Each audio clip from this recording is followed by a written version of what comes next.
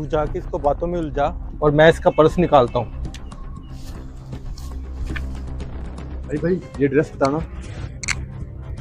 भाई यहाँ से सीधा जाके सामने एक होटल आएगा, वहां से लेफ्ट हो जाना। शुक्रिया भाई। भाई काम हो गया। हाँ, बहुत सारे पैसे हैं। अरे ये क्या है? कोई चीज गुम होने की दुआ।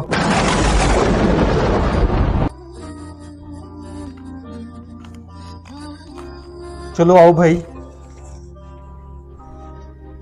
भाई साहब, ये आपका पर्स। हम चोर हैं, हमने आपका पर्स चुरा लिया था। लेकिन जब आपने चुरा ही लिया था तो फिर वापस करने क्यों आए?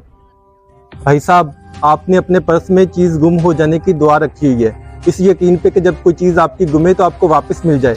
मैं एक चोर हूँ।